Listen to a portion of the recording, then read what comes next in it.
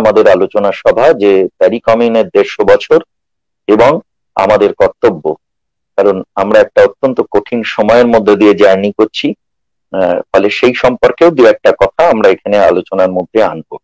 তো প্যারি কমিউন সম্পর্কে প্রথমেই যে কথা বলা যায় যে 1871 সালে মাত্র 72 দিনের জন্য প্রথম শ্রমিক শ্রেণী তারা একটা রাষ্ট্র ক্ষমতা দখল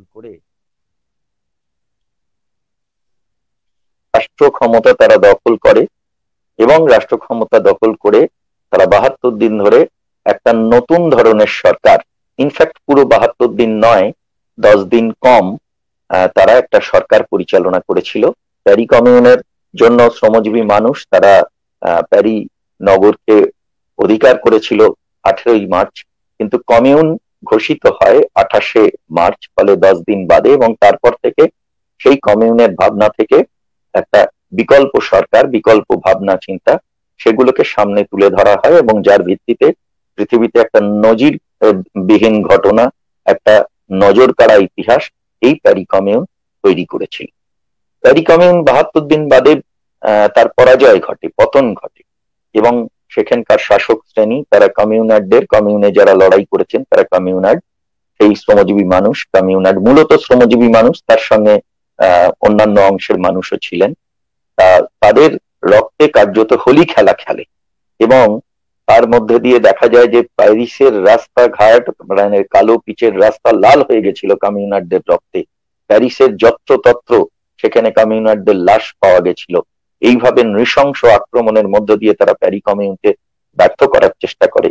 কিন্তু প্যারি কমিউন হলো এমন একটা ব্যর্থ অধ্যায়, যে অধ্যায়ের কাছে আমাদের বারে বারে ফিরে যেতে হয়, যে অধ্যায় প্যারি কমিউনের পরের পৃথিবীকে সঠিক পথে বিপ্লবী লড়াইকে পরিচালনা করবার জন্য অনেকগুলো গুরুত্বপূর্ণ শিক্ষাকে প্যারি কমিউন রেখে গেছিল। সেই কারণে আজকে 150টা শীত বসন্ত পার করবার পরেও কোথায় সেই প্যারিস আর কোথায় তার 7 সমুদ্র 13 নদী পারে আমাদের ভারতবর্ষ, সেইখানে আমরা কলকাতায় বসে, পশ্চিম বাংলায় বসে আমরা প্যারি কমিউনের শিক্ষা নিয়ে কিছু আলাপ আলোচনা করছি। এইখানেই প্যারি কমিউনের ঐতিহাসিক গুরুত্ব, কারণ আমরা ইতিহাসের ছাত্র হিসেবে জানি যে আমরা যারা সিআইটিউ করি আমরা প্রত্যেকেই সমাজ বিজ্ঞানের ছাত্র, প্রত্যেকেই ইতিহাসের ছাত্র, ফলে ইতিহাস থেকে শিক্ষা নিয়েই আমাদের চলতে হয়, সমাজ বিজ্ঞান থেকে শিক্ষা নিয়েই আমাদের চলতে হয়। আমরা ইতিহাসের ছাত্র মানেই মাত্রই জানি যে আমরা ইতিহাসে এমন অনেক পরাজয়ের ঘটনা পেয়েছি, যে পরাজয় কিন্তু ভবিষ্যতের বিজয়ের ইঙ্গিত বহন করে, এবং ভবিষ্যতে বহুদিন পর্যন্ত পরাজিত ঘটনা হয়েও তা অপরাজিত হয়ে ইতিহাসে তার জায়গা দখল করে নেয়। আমরা জানি যেমন আজ থেকে 2000 বছরেরও বেশি আগে স্পার্টাকাসদের যে লড়াই ছিল দাস ব্যবস্থার বিরুদ্ধে, দাস মালিকদের বিরুদ্ধে, যে দাসেদের বিদ্রোহ, সেই বিদ্রোহে নেতৃত্ব দিয়েছিলেন স্পার্টাকাসকে নির্মম ভাবে হত্যা করেছিল দাস মালিকরা। তাদের পায়ের জুতোর কাঁটায় তারা নির্মম ভাবে রক্তাক্ত করেছিল স্পার্টাকাসের দেহ, ক্ষতবিক্ষত করেছিল, তাকে হত্যা করা হয়েছিল। কিন্তু তবু আজকে 2000 বছর বাদেও স্পার্টাকাস রয়েছেন আমাদের মনের মণিকোঠায়। কিন্তু ইতিহাসের রাস্তা করে চলে গেছেন সেই সমস্ত দাস মালিকরা যারা স্পার্টাকাসকে হত্যা করেছিল। তাহলে স্পার্টাকাসের কি পরাজয় হয়েছিল? না, 2000 বছর বাদেও সে আমাদের মনে রয়েছে, মানে স্পার্টাকাস পৃথিবীর ইতিহাসে তার আত্মত্যাগের মধ্য দিয়ে অমর হয়ে গেছে, এবং যখনই আমাদের লড়াই সংগ্রামের কথা উচ্চারণ করতে হয় আমাদের বুকে প্রেরণা যোগান এই স্পার্টাকাস। ঠিক সেরকম ভাবেই আজ থেকে 150 বছর আগে পরাজয়ের যে ঘটনা প্যারি কমিউন, সেই প্যারি কমিউন কিন্তু আমাদের কাছে আলোকবর্তিকা স্বরূপ, এবং প্যারি কমিউনের ঘটনার পরবর্তী পৃথিবীতে প্রত্যেকটি বিপ্লবী কর্মকাণ্ডে প্যারি কমিউনের শিক্ষাকে বাদ দিয়ে কিন্তু সেই বিপ্লবী কর্মকাণ্ড হয়নি। এমনকি সফল সমাজতান্ত্রিক বিপ্লব পৃথিবীতে প্রথম যে নভেম্বর বিপ্লব, যা কমরেড লেনিনের মতো মহান নেতার নেতৃত্বে সংগঠিত হয়েছিল, সেই বিপ্লব করবার ক্ষেত্রেও কিন্তু লেনিনকে বারবার ফিরে যেতে হয়েছে প্যারি কমিউনের কাছে। বারবার প্যারি কমিউনের শিক্ষাগুলো তিনি তার কমরেডদেরকে মনে করিয়ে দিয়েছেন। বারবার প্যারি কমিউনের শিক্ষাকে গ্রহণ করে তিনি বিপ্লবের যে ব্লুপ্রিন্ট তা রচনা করবার চেষ্টা করেছেন, এবং তার মধ্যে দিয়ে সফল বিপ্লব সমাধা করেছেন। ফলে এতটাই গুরুত্ব ছিল প্যারি কমিউনের। ফরাসি বিপ্লব 1789 সালে সাম্য মৈত্রী স্বাধীনতার বাণীতে যে দৃপ্ত তুর্যনাদ ঘোষিত হয়েছিল, যা শুধু ফ্রান্স না গোটা ইউরোপকে এবং ইউরোপের বাইরেও পৃথিবীর বিভিন্ন অংশকে সেই সময় চিন্তার খোরাক জুগিয়েছিল, মানুষকে ভাবিয়েছিল, নতুন একটা দিগন্ত খুলে দিয়েছিল। ফলে সেই ফরাসি বিপ্লব এবং 1917 সালের নভেম্বর বিপ্লবের মধ্যবর্তী সময়ের সবচেয়ে গুরুত্বপূর্ণ রাজনৈতিক ঘটনা শ্রমজীবী মানুষের দিক থেকে, মেহনতি মানুষের দিক থেকে, সাধারণ মানুষের দিক থেকে তা ছিল প্যারিস কমিউন। 1848 সালের 21শে ফেব্রুয়ারি কমরেড কার্ল মার্কস এবং ফ্রেডরিক এঙ্গেলস রচনা করলেন এই অসামান্য গ্রন্থ, যা হতো কমিউনিস্ট ইস্তেহার। সেই কমিউনিস্ট ইস্তেহারে তারা শোষণহীন সমাজ গড়ার কথা বললেন। কমিউনিস্ট ইস্তেহারে তারা বললেন যে শ্রমজীবী মানুষ, প্রলেতারিয়েতরাই, তারাই রাষ্ট্র ব্যবস্থা পরিচালনা করবে। ফলে মার্কস এঙ্গেলসের সেই ভাবনা, তার প্রথম যে ল্যাবরেটরিতে সেই ভাবনা কার্যকর করা হয়েছিল, সেই ল্যাবরেটরির নাম হচ্ছে প্যারিস, এবং প্যারিসের শ্রমজীবী মানুষ এই ব্যবস্থাকে সেখানে তারা বাস্তবায়িত করেছিল। প্যারিস কমিউনের ঘটনা আমরা সকলে জানি এবং আলোচনা হয়েছে আজকেও, যে 18ই মার্চ থেকে 28শে মে পর্যন্ত এই 72 দিন ধরে প্যারিস কমিউনের ঘটনা ঘটেছিল। কিন্তু এর ব্যাকগ্রাউন্ডটা ছিল আরেকটু অতীতে।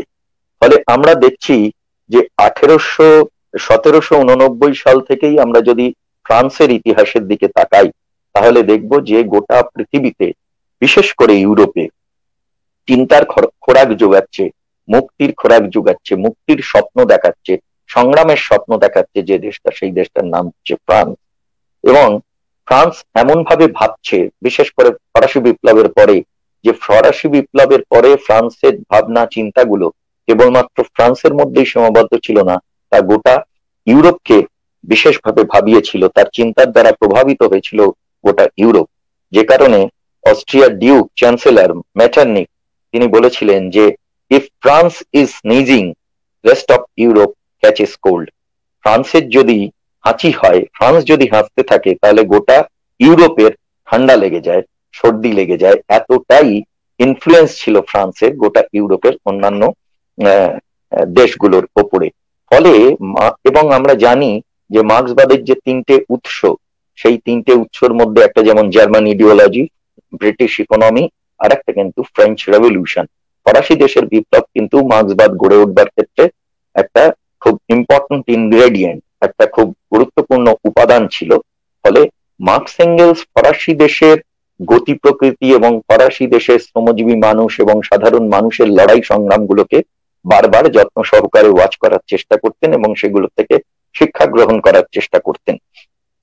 ফলে সেইখানে দাঁড়িয়ে যেমন ফরাসি বিপ্লবের শিক্ষাকে বারবার অধ্যয়ন করেছেন মার্কস এঙ্গেলস, তেমনি মার্কস এঙ্গেলস তখন তারা নিজেরা ইতিহাস থেকে করেছেন। তারা নিজেরা তখন খুবই ছোট, 1830 সালে সেইখানে যে বিপ্লবী কর্মকাণ্ড হয়েছিল, জুলাই বিপ্লব যেটাকে বলা হয় ফরাসি দেশে, তার থেকে বিশেষভাবে শিক্ষা গ্রহণ করার চেষ্টা করেছেন। তার পরবর্তীকালে 1848 সালে যে ফেব্রুয়ারি বিপ্লব, তার থেকেও শিক্ষা গ্রহণ করার চেষ্টা করেছেন। এবং 1870 সালে যখন ফ্র্যাঙ্কো প্রুশিয়ান, মানে প্রুশিয়া মানে সেই সময় জার্মানিটাকে প্রুশিয়া বলে বলা হতো, আর ফ্র্যাঙ্কো মানে ফ্রান্স প্রুশিয়ার যে যুদ্ধ হয়েছিল 1870 সালে, তার থেকেও গভীরভাবে বিভিন্ন শিক্ষাকে গ্রহণ করবার চেষ্টা করেছেন মার্কস এবং এঙ্গেলস।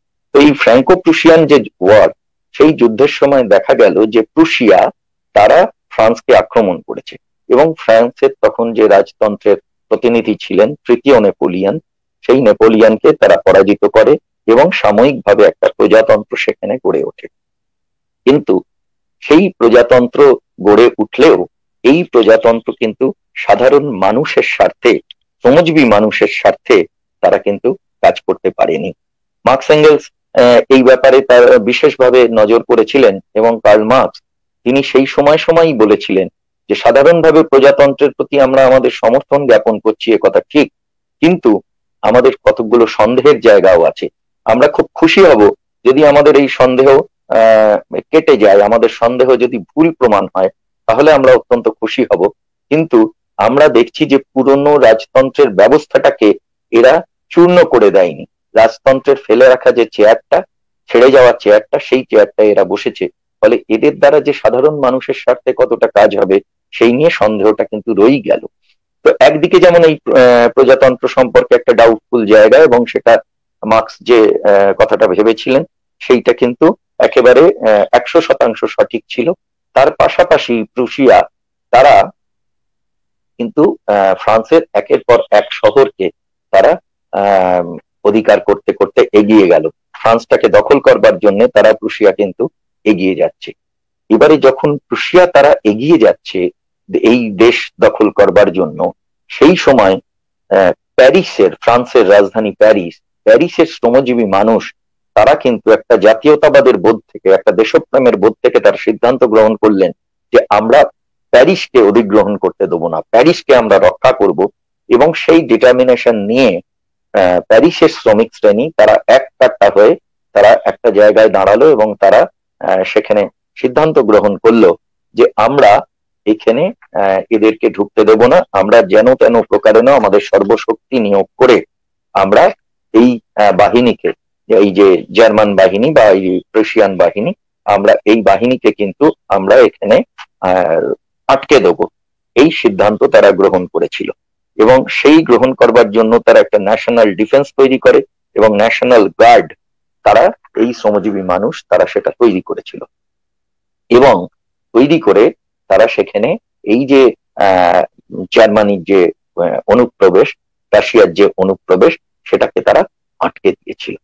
এবং আটকে দেওয়ার আগের যে ঘটনাটা, সেই ঘটনা হচ্ছে এই যে কি করে এই এত মানুষ, তারা শ্রমজীবী মানুষ এক জায়গায় হতে পারলো, কি করে প্যারিসের সাধারণ মানুষ, মেহনতি মানুষ এক জায়গায় হতে পারলো। কারণ যুদ্ধ যখন বেঁধে গেছে সেই সময় কিন্তু একটা চূড়ান্ত দারিদ্র্য এবং দুর্দশার মধ্যে পড়েছে মানুষ, এবং সেখানে রাজতন্ত্র সেই দুর্দশা থেকে মানুষকে কোনো সুরাহা দিতে পারেনি। নতুন প্রজাতন্ত্র তারাও সেখানে মানুষকে কোনো সুরাহা দিতে পারেনি। মানুষের খাবার নেই, একটা দুর্বিষহ পরিবেশ, যেখানে যা পাচ্ছে গবাদি পশু এটা ওটা যা আছে, কার মুরগি আছে, কার হাঁস আছে, সমস্ত কিছু তারা তাদের খাদ্যের জন্য তারা ব্যবহার করছে। ব্যবহার করতে করতে দেখা যাচ্ছে যে সাধারণভাবে যে জিনিসগুলো খাওয়া হয়, মানুষের খাদ্য বলে যেগুলো বিবেচিত হয়, সেগুলো শেষ হয়ে যাচ্ছে। তখন দেখা যাচ্ছে যে একটা হিসেব থেকে পাওয়া যাচ্ছে যে তখন তারা যখন দেখলো যে গরু, শুয়োর, হাঁস, মুরগি, ছাগল সমস্ত কিছু শেষ হয়ে গেছে, তখন অন্যান্য জন্তু মেরে তারা খেতে বাধ্য হলো। একজন প্রবাসী আমেরিকান, তিনি সেই সময় ওই জায়গায় ছিলেন, এবং তিনি একটা তার নোটবুকে এই নিয়ে নোট নিয়েছিলেন। সেখানে তিনি বলছেন যে প্রায় 65,000 ঘোড়া, 5,000 বিড়াল, 1200 কুকুর, 3,000 ইঁদুর, এই সমস্ত জীবজন্তুকে পর্যন্ত তারা মেরে মেরে খেয়েছে, যেগুলো সাধারণভাবে মানুষের খাদ্য নয়। এমনকি এগুলোও যখন আর পাওয়া যাচ্ছে না, তখন চিড়িয়াখানার খাঁচা খুলে দিয়ে সেখান থেকে হরিণ, ক্যাঙ্গারু শুধু নয়, হিংস্র ভাল্লুককে পর্যন্ত ধরে তাদেরকে মেরে খেতে হয়েছে, কারণ নিজেদের বাঁচবার জন্য। এমনকি তার নোট থেকে পাওয়া যাচ্ছে যে কাস্টার এবং পলু বলে যখন দেখা যাচ্ছে খাদ্যের প্রচন্ড অভাব, সব মানুষ, নিরন্ন মানুষ একটা জায়গায় এসছে, তখন তারা ওই চিড়িয়াখানা থেকে কাস্টার এবং পলু বলে দুটো হাতি, যে হাতির প্রচুর মাংস হয়, ফলে সেটা যদি হাতিকে যদি মারা যায় তাহলে অনেক মানুষ খেতে পারবে, তাকে পর্যন্ত মেরে খেতে বাধ্য হয়। এই ধরনের একটা দুর্বিষহ পরিস্থিতির মধ্যে পড়েছিল ফ্রান্সের জনগণ, এবং প্যারিসের শ্রমজীবী মানুষ এর বিরুদ্ধে তারা সোচ্চার হয়ে প্যারিস শহরকে তারা রক্ষা করে, এবং সমস্ত মানুষকে, এই সমস্ত অসহায় মানুষকে তারা এক কাট্টা করে তারা স্বপ্ন দেখায় যে চলো আমরা এক জায়গায় এসে আমাদের এই যে যারা আজকে আমাদের এই সর্বনাশ করছে সেই শাসকের বিরুদ্ধে, এবং আমাদের যে সাম্রাজ্যবাদী শক্তি রাশিয়া, তারা আমাদেরকে দখল করতে চাইছে, তাদের বিরুদ্ধে আমরা যদি আমাদের সংগ্রাম করে তুলতে পারি, তাহলে কিন্তু আমরা এই অবস্থা থেকে মুক্তি লাভ করব। এবং সেই মুক্তি লাভের যে স্বপ্ন, সেই স্বপ্ন তিনি দেখিয়েছিলেন। আপনারা জানেন যে 1848 সালে যেমন কমিউনিস্ট ইস্তেহার তৈরি হয়েছিল, ঠিক তেমনি মার্কস এবং এঙ্গেলস তাদের নেতৃত্বে 1864 সালে তারা আন্তর্জাতিক সংগঠন তৈরি করেছিলেন। আন্তর্জাতিক সেই সময় গোটা পৃথিবীব্যাপী ছড়িয়ে পড়েনি, কিন্তু ইউরোপের বিভিন্ন দেশের শ্রমজীবী মানুষ তাদের প্রতিনিধিদের নিয়েই মূলত আন্তর্জাতিক সংগঠন গড়ে ওঠে। তখন এটার নাম ছিল যে ইন্টারন্যাশনাল অফ ওয়ার্কিং মেন। তো সেখানে শ্রমজীবী মানুষের আন্তর্জাতিক মঞ্চ, আন্তর্জাতিক সংগঠন। কিন্তু পরবর্তী ক্ষেত্রে যখন দেখা গেল যে আরো আন্তর্জাতিক সংগঠন তৈরি হলো মার্কস মারা যাওয়ার পরে 1889 সালে ফরাসি বিপ্লবের শতবর্ষের সময় ফ্রেডরিক এঙ্গেলসের নেতৃত্বে দ্বিতীয় আন্তর্জাতিক, পরবর্তীকালে কমরেড লেনিনের নেতৃত্বে নভেম্বর বিপ্লবের পরে 1919 সালে তৃতীয় আন্তর্জাতিক যখন তৈরি হয়, তখন থেকে এই আন্তর্জাতিককে প্রথম আন্তর্জাতিক তৈরি হয়। তখন তাকে প্রথম বলা হয়নি, কারণ দ্বিতীয় হবে কিনা তৃতীয় হবে কিনা কেউ জানে না। যেমন বাড়ির প্রথম সন্তানের মতো, প্রথম সন্তান হলে তো কেউ তাকে প্রথম সন্তান বলে না, দ্বিতীয় সন্তান হলে তখন প্রথম সন্তানের গায়ে অ্যাডজেক্টিভ বসে যে ওটা প্রথম সন্তান, এ বড় ছেলে ও ছোট মেয়ে, এ বড় মেয়ে ও ছোট ছেলে, এরকম ইত্যাদি। ফলে ওটা তখন তিনটে আন্তর্জাতিক যখন পরে দেখা গেল, বা দ্বিতীয়টা যখন আত্মপ্রকাশ করলো, তখন এটাকে প্রথম আন্তর্জাতিক বলা হতো। সেই আন্তর্জাতিক সংগঠনের যে ভাবনা চিন্তা, যে ওয়ার্কিং ক্লাসকে নিয়ে শ্রমজীবী মানুষকে রাষ্ট্র ক্ষমতা দখল করতে হবে, শ্রমজীবী মানুষের মতো করে সরকার পরিচালনা করতে হবে, তাদের স্বার্থকে সুরক্ষিত করতে হবে, এই যে ভাবনা চিন্তা, সেই ভাবনা চিন্তার ভিত্তিতে এই যে প্যারি কমিউন, সেই প্যারি কমিউনের সংগ্রাম কিন্তু সেই ডিরেকশনে এগিয়ে গিয়েছিল, যে কারণে আমাদের এই প্যারি কমিউনকে বলা হয় যে আন্তর্জাতিকের মানস সন্তান। অর্থাৎ আন্তর্জাতিকের মধ্যে যে ভাবনা চিন্তাকে একটা চেহারা দেওয়া হচ্ছিল, সেই চেহারার প্রথম বাস্তবায়ন হচ্ছে এই প্যারি কমিউন। কিন্তু একথা আবার ভাববার কোনো কারণ নেই, ঠিক মার্কস এঙ্গেলস যেভাবে ভেবেছিলেন এবং মার্কস এঙ্গেলস যে ডিরেকশন দিয়ে এগিয়ে নিয়ে যাচ্ছিলেন এই বিপ্লবী ভাবনা চিন্তা, ঠিক সেই চিন্তার দ্বারা উদ্বুদ্ধ হয়ে সেই চিন্তা অনুযায়ী যে প্যারি কমিউন হয়েছে, এরম ভাবার কোনো কারণ নেই। মার্কস এঙ্গেলসের চিন্তা ভাবনা যেমন ছিল, সেই সময় আরো যারা সমাজতান্ত্রিক ভাবনা চিন্তা যারা করেছিলেন, পরবর্তী ক্ষেত্রে তাদের কেউ কেউ প্রতিক্রিয়ার ভাবনার দ্বারাও পরিচালিত হয়েছেন। যেমন তার মধ্যে ব্ল্যাঙ্কি আছে, বাকুনিন আছেন, তার মধ্যে প্রুধো আছেন, যে প্রুধোর চিন্তা ভাবনাকে মার্কসকে খুব দৃঢ়ভাবে খণ্ডন করতে হয়েছিল। কারণ প্রুধো মার্কস যখন গরিব মানুষের কথা বলছেন, তাদের মুখে অন্ন যোগানোর কথা বলছেন, তাদের স্বার্থে সমাজ গড়বার কথা বলছেন, তখন মার্কসের দর্শনকে প্রুধো ব্যঙ্গ করে বলেছিলেন যে ফিলোসফি অফ পভার্টি, মানে এমন একটা দর্শন যেটা দারিদ্র নিয়ে গড়ে ওঠা। তো তখন মার্কস প্রুধোর এই সমালোচনাকে খুব সাগ্রহে গ্রহণ করেছিলেন এবং তার জবাব দিয়ে পাল্টা একটা বই লিখেছিলেন, যে বইটার নাম হচ্ছে পভার্টি অফ ফিলোসফি, সেই দর্শনের দারিদ্র। সেখানে তিনি বললেন যে মার্কসের লেখাকে, মার্কসের ভাবনাকে বলেছিলেন যে দারিদ্রের দর্শন, আর মার্কসের পাল্টা বইটা হলো যে দর্শনের দারিদ্র। সেখানে তিনি বললেন যে দর্শন সাধারণ মানুষের কথা ভাবে না, যে দর্শন মানুষকে মুক্তির পথ দেখাতে পারে না, যে দর্শন দুর্বোধ্য কতকগুলো অক্ষরের সমষ্টি, সেই দর্শনকে আমি দর্শন বলেই মনে করি না, এবং সেই দর্শনকে মনে করি দারিদ্র্যে পরিপূর্ণ দর্শন। ফলে যে দর্শন সাধারণ মানুষের মুক্তির দিশা দেখাতে পারে, সেই দর্শনই প্রকৃত দর্শন, এই বলে প্রুধোর ভাবনাকে নস্যাৎ করে দিয়েছিলেন। কিন্তু এই প্রুধোর দ্বারাও ইনফ্লুয়েন্স ছিলেন এই সমস্ত কমিউনে যারা যোদ্ধা ছিলেন, শ্রমজীবী মানুষ, শ্রমিক শ্রেণী প্যারিসে, তারা কিন্তু এদের দ্বারাও বিশেষভাবে ইনফ্লুয়েন্স ছিলেন। তো তারা সেই সময় যেটা করেন যে 18 তারিখে, 18ই মার্চ 1871, সেই দিন তারা সকাল হতে না হতেই এই যে অত্যাচার, সেই অত্যাচারকে একদিকে যেমন তারা প্রতিরোধ করছে, তেমনি সকাল হতে না হতেই তারা ভিভে লা কমিউন, অর্থাৎ কমিউন দীর্ঘজীবী হোক, এই ভাবনা থেকে তারা সোচ্চার হয়ে গিয়ে তারা সরাসরি চ্যালেঞ্জ করে জার্মান বাহিনীকে, এবং যে প্রজাতন্ত্র গড়ে উঠেছিল তাদের যারা পুলিশ, তাদেরকেও করে। কারণ তারা ওই জায়গায় তাদের কামানগুলোকে তারা লড়াই করতে চায়। তারা যদি জার্মানকে প্রতিরোধ করতে চায়, রাশিয়াকে প্রতিরোধ করতে চায়, তাদের অস্ত্র দরকার। তারা কতগুলো কামানকে, বেশ কিছু সংখ্যক, প্রায় 100 কামান তারা সংগ্রহ করে একটা জায়গায় রেখেছিল যুদ্ধের প্রস্তুতির জন্য।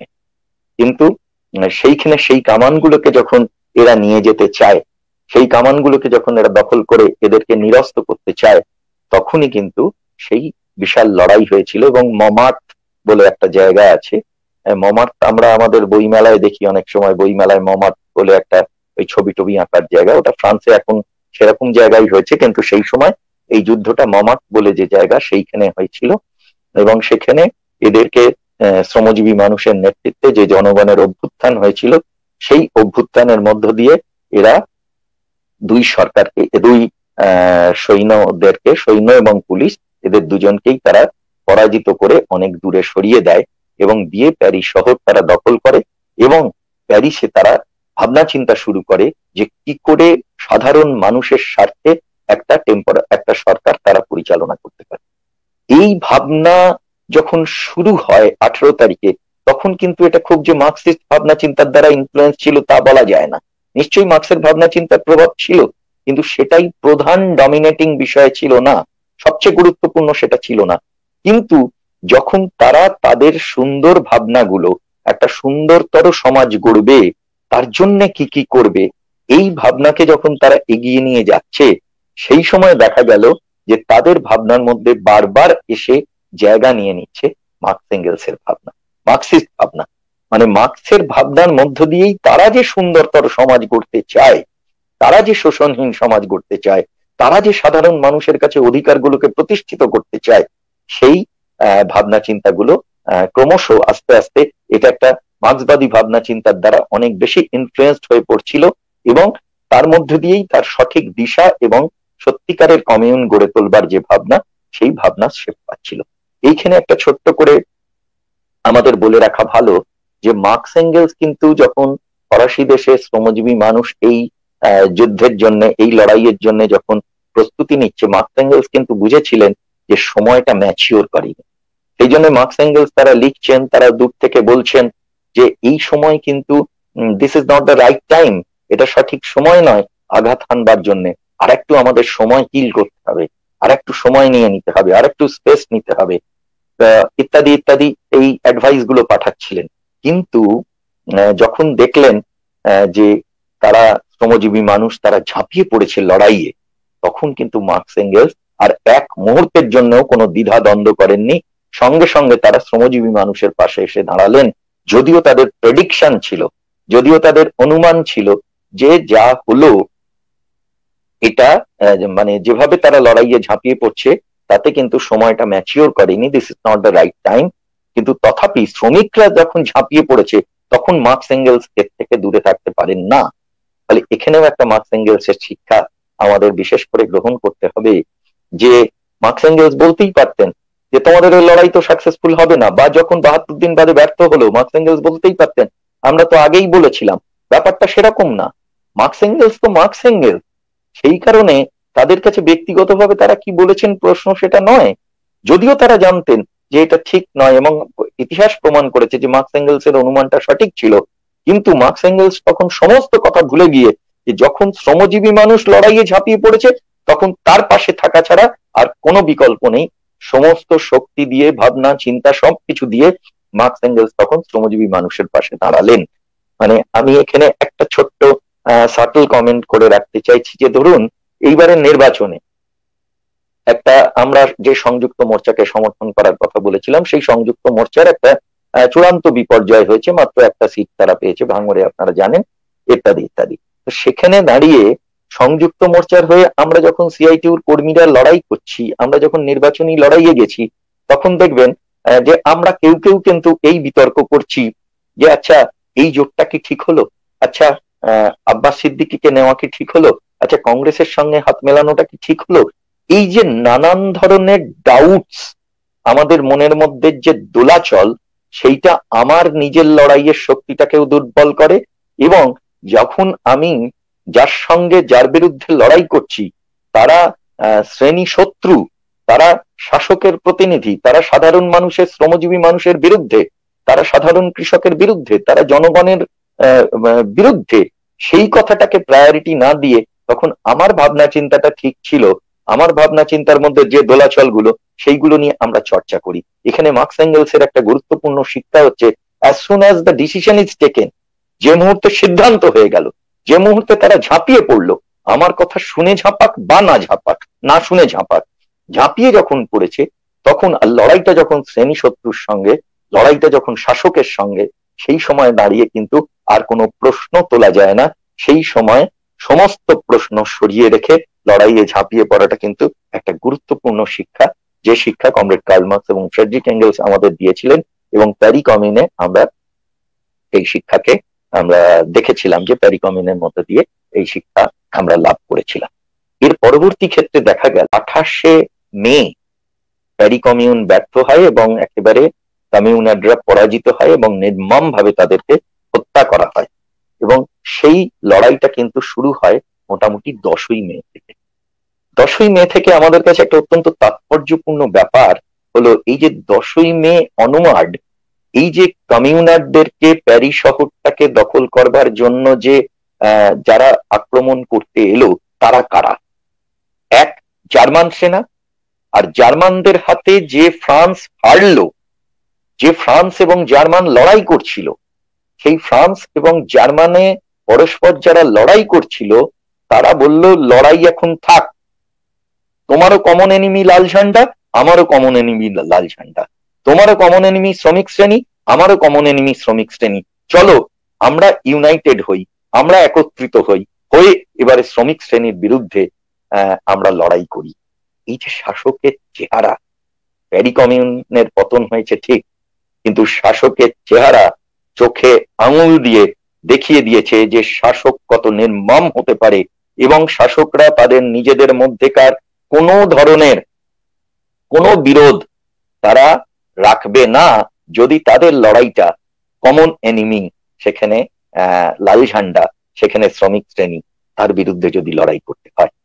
আমি আপনাদের আরেকটা ছোট্ট সমসাময়িক কথা মনে করিয়ে দিতে চাই যে যেদিন ভোটের ফলাফল বেরোলো 2 তারিখে, সেই দিন বিভিন্ন রাজনৈতিক দলের পক্ষ থেকে যখন প্রেস কনফারেন্স করা হচ্ছে, বিজেপির পক্ষ থেকে জয়প্রকাশ মজুমদার তিনি প্রেস কনফারেন্স করছেন, তিনি বলছেন যে একটা ব্যাপার পশ্চিমবাংলায় ঠিক হয়ে গেল, আর এখানে কমিউনিস্টরা বা বামপন্থীরা নেই, এখন যা হবে তৃণমূল আর আমাদের মধ্যে হবে। অর্থাৎ একটা চূড়ান্ত উচ্ছ্বাস, কমিউনিস্ট বিরোধিতার যে ভাবনাটা ফ্যাসিস্টরা সবসময় মনের মধ্যে রাখে, শাসকরা রাখে, সেই উচ্ছ্বাসটা কিন্তু তার কথার মধ্যে দিয়ে বেরিয়ে এসেছিল।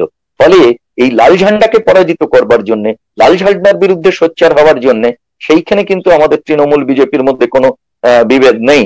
সেইখানে দাঁড়িয়ে পশ্চিমবাংলার রাজনীতিতে যে লাল ঝান্ডা ইনসিগনিফিকেন্ট হয়ে গেল, এটা একটা গুরুত্বপূর্ণ প্রশ্ন। মানে যা মার্কস এঙ্গেলস আমাদের শিখিয়েছে, ইতিহাস থেকে আমরা বারবার শিখে এসেছি, প্যারি কমিউনে হাতে গরম আমরা দেখলাম যে কিভাবে জার্মান সেনাদের সঙ্গে ফ্রান্সের সেনারা একত্রিত হয়ে তারা কমিউনকে ব্যর্থ করবার জন্য তারা ঝাঁপিয়ে পড়েছিল, নৃশংসভাবে ঝাঁপিয়ে পড়েছিল। সেটা যেমন আমরা দেখলাম, তেমনি আমরা দেখলাম যে আমাদের সাম্প্রতিক কয়েকদিন মাত্র আগে আমরা আমাদের এখানে শাসকের চেহারাও দেখলাম যে আবিশ্ব শাসক কিন্তু সবসময় লাল ঝান্ডাকে ভয় পেয়ে এসছে, শ্রমিক শ্রেণীকে ভয় পেয়ে এসছে।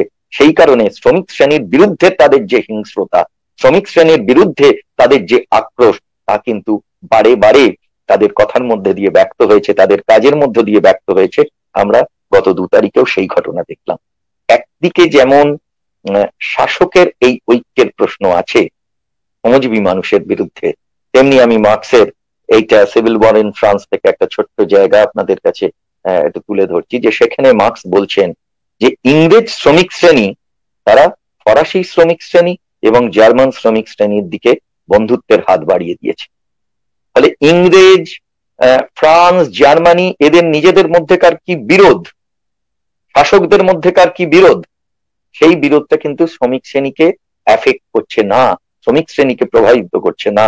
শ্রমিক শ্রেণী বুঝছে যে আমার বন্ধু, ইংল্যান্ডের শ্রমিক শ্রেণী বুঝছে যে ফ্রান্সের শ্রমিক শ্রেণী আমার বন্ধু, ফ্রান্সের শ্রমিক শ্রেণী বুঝছে জার্মানির শ্রমিক শ্রেণী আমার বন্ধু, ইংল্যান্ডের শ্রমিক শ্রেণী বুঝছে জার্মানির শ্রমিক শ্রেণী আমার বন্ধু। ফলে এই জায়গা থেকে মার্কস বলছেন যে তাদের গভীর বিশ্বাস আছে যে আসন্ন ভয়াবহ যুদ্ধের গতি যেদিকেই ফিরুক না কেন, মানে এটা 1870-তে বলছেন, 70 সালে বলছেন, প্যারি কমিউনের ওই ঘটনা কিছুদিন আগের ঘটনা। সেখানে বলছেন যে যুদ্ধের আসন্ন ভয়াবহ যুদ্ধের গতি যেদিকেই ফিরুক না কেন, সকল দেশের শ্রমিক শ্রেণীর মৈত্রী শেষ পর্যন্ত যুদ্ধের নিধন ঘটাবে।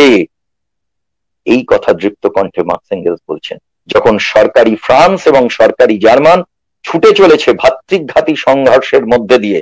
যেটা আমি বলেছিলাম যে 70 সালে যে ভাতৃঘাতী দাঙ্গার কথা যেটা আমি বলেছিলাম, পরস্পরের সঙ্গে যুদ্ধ করছে এবং ফ্রান্স সেখানে পরাজিত হলো, সেখানে বলছে যে তারা যখন ছুটে চলেছে ভাতৃঘাতী সংঘর্ষের মধ্যে দিয়ে, ঠিক তখনই ফ্রান্স ও জার্মানির শ্রমিকরা একে অন্যকে শান্তি ও শুভেচ্ছার বাণী পাঠাচ্ছে। এইখানে আমি মার্কসকে আরেকটু রেফার করে আমি সকলকে জানা কথাটা খেয়াল করিয়ে দিতে চাই, তা হলো এই যে যেমন কামান রক্ষা করার কথা বলেছি 18ই মার্চে, তেমনি মার্কস বলছেন যে এই যুদ্ধটা কেমন হবে, এই লড়াইটা কেমন হবে, বলছে শেষ পর্যন্ত চেষ্টা করা হবে যে শান্তি হবে এর আন্তর্জাতিক ভিত্তি। আন্তর্জাতিক বিধানটা কি? সেটা হচ্ছে শান্তি। কারণ সর্বত্রই তার জাতীয় অধিপতি এক, সেই অধিপতিটা হচ্ছে রোম। রোমের গুরুত্ব সম্পর্কে মার্কস বারবার আমাদের বুঝিয়েছেন, শিখিয়েছেন যে what is the immense contribution of Rome. Rome ছাড়া যে কোনো সভ্যতা চলে না, এগোয় না, সে কথা বুঝিয়েছেন। এখানেও তিনি বললেন যে রোমটা যেহেতু সেখানে কমন ফ্যাক্টর, তাহলে শান্তির মধ্য দিয়েই আমাদের এই জায়গাটাকে জয় করতে হবে, এটাই হচ্ছে আন্তর্জাতিক বিধান। কিন্তু কোথাও যদি প্রয়োজন পড়ে, তুমি আমাকে মারতে আসবে, আমি কি সেখানে নিঃশর্তভাবে আত্মসমর্পণ করব? কখনোই না। আমাকে যুদ্ধ করতে হবে, আমাকে লড়াই করতে হবে, আমাকে তার জন্য প্রস্তুত থাকতে হবে। ফলে সেই কথাটাও মার্কস এঙ্গেলস বিশেষভাবে বলেছিলেন।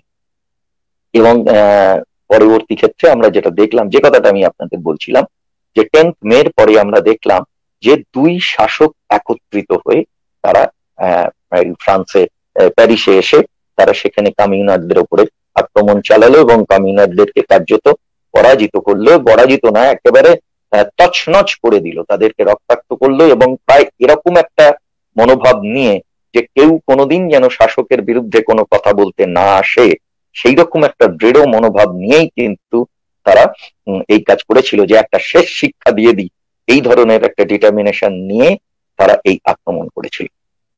এইখানে আমাদের কয়েকটা ছোট্ট ছোট্ট জিনিস একটু আমি আপনাদের জানা কথা, কিন্তু তবু একটু এক জায়গায় আমরা আলোচনা করছি, আলোচনা শুনছি, সেখানে আমি আপনাদের বলতে চাই যে প্যারিসের শ্রমিক শ্রেণী যারা ছিলেন তাদের মধ্যে বেশিরভাগটাই ছিল কিন্তু অসংগঠিত শ্রমিক। সংগঠিত শ্রমিক কিন্তু এই লড়াইয়ের শুরুতে তারা বেশি মাত্রায় ছিলেন না, ছিলেন বিভিন্ন জায়গায়, কিন্তু মূলত অসংগঠিত শ্রমিক তারাই কিন্তু এখানে এই দাবিতে সংগঠিত হয়েছিল এবং তারাই কিন্তু নেতৃত্বটা দিয়েছিল। তার সঙ্গে সঙ্গে প্যারিসের লড়াকু মহিলাদের যে কন্ট্রিবিউশন, এক প্যারিসে যেমন আমরা জানি যে ইন্ডাস্ট্রিয়াল রেভলিউশনের পরে বিভিন্ন জায়গায় কলকারখানা হচ্ছে, সেখানে যেমন পুরুষরা কাজ করছে সেখানে নারীরাও কাজ করছে, ফলে এই নারীরাও নিষ্পেষিত হচ্ছে। ফলে তারাও কিন্তু তাদের বার্তা তাদের লড়াইয়ের কথা বলবার জন্য তারাও কিন্তু শ্রমজীবী মানুষের আন্দোলন, সেই আন্দোলনে কিন্তু তারা যুক্ত হচ্ছে, তারা পিছিয়ে থাকছে না। এবং এই ফরাসি বিপ্লবের সময় দেখা গেল যে তারা এইখানে লড়াইয়ে কিন্তু সরাসরি অংশগ্রহণ করলেন। কারণ এই যে দারিদ্র, যে দারিদ্রের কথা আমি একটু আগে বর্ণনা করেছি, সেই দারিদ্র সংসারে, বাড়িতে, পরিবারের বিভিন্ন মানুষের মুখে খাবার দিতে পারছে না। সবচেয়ে বেশি এফেক্ট কাকে করে? সবচেয়ে বেশি এফেক্ট করে বাড়ির মহিলাকে, কারণ সে তো খাবারটা তুলে দেয়, তিনি খাবার তুলে দিতে পারছেন না। এই যে যন্ত্রণা, সেই যন্ত্রণা থেকে তারাও লড়াইয়ের ময়দানে চলে আসছে। শ্রমজীবী মানুষ, শ্রমজীবী মহিলারা, তারাও একসঙ্গে বলছে যে এই সমাজটা, যে ব্যবস্থা তোমরা গড়ে তুলতে চাও, সেটা যদি মানুষের সমাজ হয়, মানুষের স্বার্থে, সাধারণ মানুষের স্বার্থে যদি সমাজ হয়, তাহলে সেই সমাজের আমরাও, সেই সমাজ প্রতিষ্ঠার জন্য আমরাও লড়তে চাই, আমরাও এখানে অংশগ্রহণ করতে চাই। এবং প্রচুর মহিলা বীরত্বপূর্ণ সংগ্রাম করেছেন, তারা ব্যারিকেড ভেঙেছেন, তারা বদ্ধভূমিতে চোখে চোখ রেখে, শাসকের চোখে চোখ রেখে লড়াই করেছে, এবং তার সঙ্গে সঙ্গে তারা স্বেচ্ছায় নিজেদের মৃত্যুবরণ করেছে। মানে মার্কস এক জায়গায় বলছেন যে প্যারির লড়াকু নারীরা, রমণীরা ব্যারিকেড ও বদ্ধভূমিতে লড়তে লড়তে স্বেচ্ছায় প্রফুল্ল চিত্তে জীবন বিসর্জন দিয়েছেন। আমি একটা ছোট্ট ঘটনা আপনাদের মনে করিয়ে দিই, আপনারা অনেকেই জানেন যে একদল মহিলাকে ধরে নিয়ে গেছে, ধরে নিয়ে গিয়ে তাদেরকে বদ্ধভূমিতে গুলি করে মারা হবে। তাদের বলছে তোমরা হাঁটু গেড়ে বসো। একজন মহিলা কোলে একটা বাচ্চা নিয়ে উঠে দাঁড়িয়ে তৃপ্ত কণ্ঠে ঘোষণা করলো, মরতে আমরা ভয় পাই না, কিন্তু হাঁটু গেড়ে বসে আমরা মরবো না, আমরা সোজাসুজি দাঁড়িয়ে বুকে বুলেট নিয়ে মরতে চাই, তোমাদের কাপুরুষতাকে আমরা ঘৃণা করি বলে সেদিন তারা হুঙ্কার জানিয়েছিল সেই মহিলা। এবং সঙ্গে সঙ্গে প্রত্যেকটি মহিলা যাদেরকে হাঁটু গেড়ে বসতে বলেছিল, তারা একসঙ্গে উচ্চারণ করলো, আমরা কেউ শাসকের সামনে হাঁটু গেড়ে বসবো না। আমাদের মা বোনেদের, আমাদের মহিলা শ্রমিক শ্রেণীর এই বীরত্বপূর্ণ সংগ্রাম এবং আত্মত্যাগকে আমাদের মাথা নিচু করে কুর্নিশ করা উচিত, তার থেকে আমাদের শিক্ষা নেওয়া উচিত। এবং সমাজের অর্ধেক মহিলা, সমাজের অর্ধেক আকাশ মহিলা মাসুদ অনেক পরে যে কথা বলেছেন, তার বীজ সেই সময় থেকেই তারা বপন করেছেন এবং তাদের এই সংগ্রামের মধ্য দিয়ে প্যারি কমিউন একটা অন্য মাত্রায় পৌঁছেছিল। প্যারি কমিউনের সাফল্য কি? প্যারি কমিউনের কাছ থেকে আমরা কি কি শিখেছিলাম? প্যারি কমিউন সেখানে মানুষের জন্য সমান একটা অর্থনৈতিক স্বাধীনতা দিয়েছিল। মানে অফিসাররা যে মাইনে পাবে, শ্রমিকও সেই মাইনে পাবে, একটা সেন্স অফ ইকুয়ালিটি, সেইটাকে প্রতিষ্ঠিত করতে পেরেছিল। প্যারি কমিউন নারীর জন্য বিশেষভাবে সমান অধিকারকে এনশিওর করেছিল। নারীর অধিকারের প্রশ্ন বিভিন্ন সময় আলোচিত হয়েছে। আপনারা জানেন যে এরও আগে মেরি উলস্টনক্রাফট, তার নেতৃত্বে তিনি প্রথম এই নারীদের প্রশ্নে অত্যন্ত সংগঠিতভাবে চিন্তা করেছিলেন। ফ্রেডরিক এঙ্গেল চিন্তা করেছিলেন, আরো অনেকে চিন্তা করেছিলেন, কিন্তু মেরি উলস্টনক্রাফট একদম পায়োনিয়ারিং পার্সোনালিটি, যিনি এই প্রশ্নে ভাবনা চিন্তা করেছিলেন। মেরি উলস্টনক্রাফটের নাম আপনারা অনেকেই জানেন, এবং আমরা যে বিখ্যাত ইংরেজ কবি পিবি শেলি, জাস্ট্রি মেরি শেলি, যিনি ফ্র্যাঙ্কেনস্টাইন লিখেছিলেন, সেই মেরি শেলির মা ছিলেন মেরি উলস্টনক্রাফট। তিনি নারী এই অধিকারের প্রশ্ন এই সব নিয়ে সোচ্চার হয়েছিলেন। পরবর্তী ক্ষেত্রে যে সমস্ত ভাবনা চিন্তা পৃথিবী জুড়ে গড়ে উঠেছিল, সেক্ষেত্রে তার এই ভাবনা চিন্তাকে একটা পায়োনিয়ারিং ভাবনা বলা যায়। তো সেইখানে নারীর সমান অধিকারের প্রশ্ন, নারীর সামাজিক এবং ধর্মীয় অধিকারের প্রশ্ন, নারীর অর্থনৈতিক অধিকারের প্রশ্ন, নারীর রাজনৈতিক এবং আইনি অধিকারের প্রশ্ন, নারীর সাংস্কৃতিক অধিকারের প্রশ্ন, নারীর শিক্ষার অধিকারের প্রশ্ন বিশেষভাবে উচ্চারিত হয়েছে প্যারি কমিউনের মধ্যে। এই সময় আমরা জানি 1789 সালে ফ্রেঞ্চ রেভলিউশনের সময় সেই কথা উচ্চারিত হয়েছে। আমরা পেয়েছি যে যখন ইউরোপীয় রেনেসা হচ্ছে, মানে 1480 থেকে 1520, ওই সময় যখন ইউরোপের নবজাগরণের ঘটনা ঘটছে, সেই সময় সেই কথা উচ্চারিত হয়েছে। তা হলো এই যে চার্চ, ধর্ম শিক্ষার সামনে গতিরোধ করে দাঁড়াবে না। ইউরোপীয় রেনেসার আলোচনা, ফরাসি বিপ্লবের আলোচনায় উঠে এসছে যে চার্চ সে রাষ্ট্র ব্যবস্থায় হস্তক্ষেপ করবে না, কিন্তু সেটাকে সার্থকভাবে রূপায়ণ করা যায়নি। ফরাসি বিপ্লবের সময়ও এই প্রচেষ্টা হলেও এটার একটা সাকসেসফুল ম্যানিফেস্টেশন সম্ভব হয়নি। সেইটা সম্ভব হলো এই প্যারি কমিউনের মধ্য দিয়ে। স্ট্রিক্টলি বলা হলো, স্ট্রিক্টলি, যে church should not interfere in politics. রাষ্ট্র পরিচালনার ক্ষেত্রে ধর্ম কোনো হস্তক্ষেপ করতে পারবে না, সোচ্চারে ঘোষিত হলো।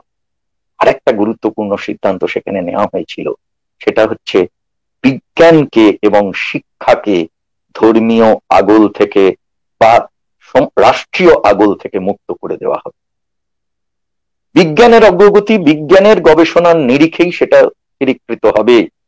সেটা রাষ্ট্র কিভাবে চাইছে তার উপরে নির্ভর করবে না। বিজ্ঞানকে মুক্ত করে দেওয়া, এটা চিন্তার জগতে একটা বিশাল বড় ব্যাপার ছিল। সেই কাজ হয়েছিল, সেই ঘটনা ঘটেছিল।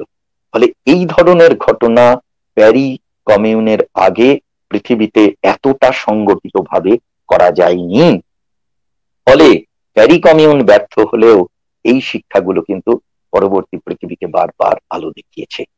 আমি ওই লেনিনের কথা বলছিলাম, যে লেনিন বারবার নভেম্বর বিপ্লব করার সময় প্যারি কমিউন থেকে শিক্ষা নিয়েছে। আচ্ছা, ধরুন যে প্যারি কমিউন এত ভালো ভালো উদ্যোগ নিল, সমস্ত মানুষকে সংগঠিত করে তাদের স্বার্থে এই ধরনের একটা ব্যবস্থা প্রতিষ্ঠিত করবার চেষ্টা করলো, তাহলে সেই প্যারি কমিউন তার পতন হয় কেন? অনেকগুলো কারণ আছে। তার মধ্যে গুরুত্বপূর্ণ দুটো তিনটে কারণ আমি আপনাদের সামনে তুলে ধরছি। আর 1 নম্বর কারণ হচ্ছে, যেটা পরবর্তী পৃথিবীর জন্য একটা বিরাট শিক্ষা, এই শিক্ষাটা হচ্ছে যে শ্রমিক কৃষক মৈত্রীর অভাব। শ্রমজীবী মানুষ সংগঠিত হয়েছে, কিন্তু তার যে সবচেয়ে বিশ্বস্ত বন্ধু হিসেবে কৃষক সমাজকে তার সঙ্গে যুক্ত করা দরকার, এই ভাবনাটা তাদের তখন আসে। ফলে এইটা একটা বড় রিজন অফ ফেলিয়ার, ব্যর্থতার একটা গুরুত্বপূর্ণ কারণ। আর একটা গুরুত্বপূর্ণ কারণ কি? সে কারণটা হচ্ছে এই, যে শাসক তাদের উপরে আক্রমণ করেছে, যখন তারা প্যারিস শহরটাকে দখল করে তারা কমিউন প্রতিষ্ঠা করলো, সেই সময় যখন শাসকদেরকে তারা তাড়া করেছিল, ওই যে আমি উল্লেখ করেছি যে ওই 18ই মার্চ কামান টামান দখল করতে এসেছিল, এদেরও পরাজিত করতে এসেছিল, তাদের যখন তাড়া করলো, তারা তখন সব পালিয়ে চলে গেল ভার্সাইয়ে। তখন বুর্জোয়াদের ক্যাপিটাল হচ্ছে ফ্রান্সে, বুর্জোয়াদের ক্যাপিটালের নাম হচ্ছে ভার্সাই, আর শ্রমিকদের ক্যাপিটালের নাম হচ্ছে প্যারিস। এই যে বুর্জোয়াদের পালাতে দিল এবং পালানোর সুযোগ দিল, এবং পুরনো যে রাষ্ট্র ব্যবস্থাটা এটাকে তারা চুরমার করলো না, ব্যাংকিং সিস্টেমটা সেটাকে তারা গ্রহণ করলো না। তারা যে যদি অধিগ্রহণ করত, তাহলে সেই ব্যাংকিং সিস্টেমটাকে ব্যবহার করে অনেক টাকা জোগাড় করে, অনেক অস্ত্র নিয়ে, এবং সাম্রাজ্যবাদী জার্মান এবং ফ্রান্স একত্রিত হয়ে তাদের উপর যে আক্রমণটা করেছিল, সেই আক্রমণ করতে পারতো না। তারা যে এই ভালো মানুষইটা দেখিয়েছিল, মার্ক্স পরবর্তীকালে বলেছিল যে প্যারি কমিউনের ব্যর্থতার অন্যতম কারণ যে প্যারিসের শ্রমিক শ্রেণীর অতিরিক্ত ভালো মানুষই, তারা যে দয়া দেখিয়েছিল।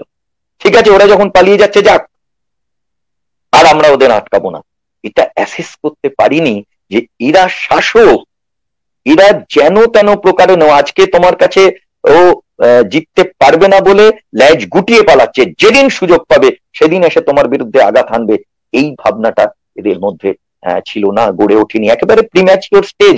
আজকে আমাদের পক্ষে বলাটা অনেক সহজ, কারণ তারপরে বহু ঘটনা ঘটে গেছে গোটা পৃথিবী জুড়ে। মার্কস এঙ্গেলস তাদের অমূল্য সম্পদ রেখেছেন, লেনিন অমূল্য সম্পদ রেখেছেন, মাও হোচিমিন স্ট্যালিন তারা অমূল্য সম্পদ রেখে গেছেন গোটা পৃথিবী জুড়ে। নানান লড়াই আন্দোলন সংগ্রামের মধ্যে দিয়ে সেই শিক্ষা আজকের পৃথিবী গ্রহণ করেছে, কিন্তু সেদিন এটা ছিল একটা আনট্রাভেলড পাথ, এই পথে কেউ চলেনি। ফলে সেই সময় এই কাজগুলো যে করা দরকার ছিল সেইগুলো উপলব্ধির মধ্যে তারা নেননি। ফলে শাসক তারা ফিরে এসে তাদের করে আক্রমণ করেছে এবং তাদেরকে পরাজিত করেছে, পর্যুদস্ত করেছে। আর একটা গুরুত্বপূর্ণ পয়েন্ট যেটা লেনিন পরবর্তীকালে আমাদের খুব কংক্রিটলি শেখালেন, যে বিপ্লবের জন্য দুটো কন্ডিশন দরকার, তাদের হাত মেলানো দরকার, একটা অবজেক্টিভ কন্ডিশন, একটা সাবজেক্টিভ কন্ডিশন। অবজেক্টিভ কন্ডিশন কি?